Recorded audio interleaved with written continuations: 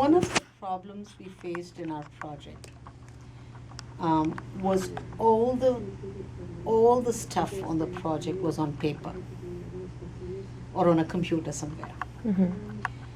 And if we had to keep track of how many times a child came to us, how many times he went to the dentist, what was the service provided, when was the speech goal changed, when was the child due for a surgery, when would the next worker visit be, we had to access it on a piece of paper. One. Second thing is that we had asked our community workers to, contact parents Mm-hmm. for camps or for appointments or for speech. And we never knew if they actually did it or not. So if a child didn't come, I didn't know if he didn't come whether my worker had not contacted him or Mhm. he had been contacted and he had not come back.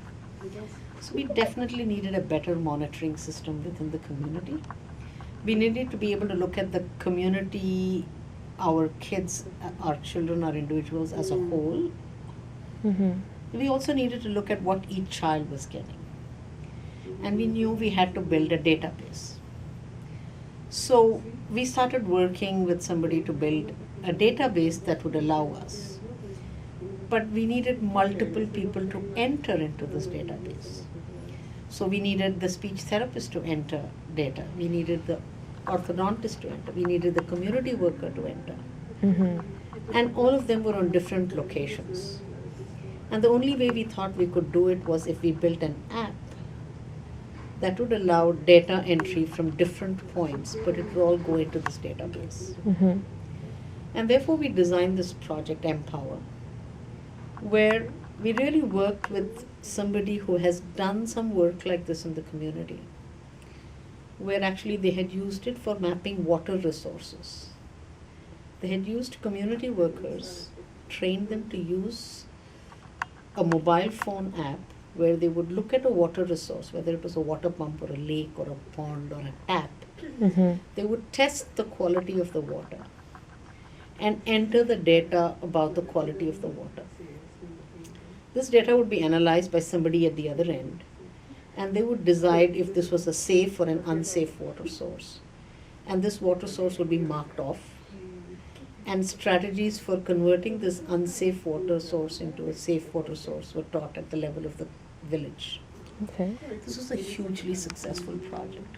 Okay. So we took the same platform that these people did for this water project, where we've built this app where my community worker will, when she goes to a child's home, will be able to log in and enter any of the work that is done.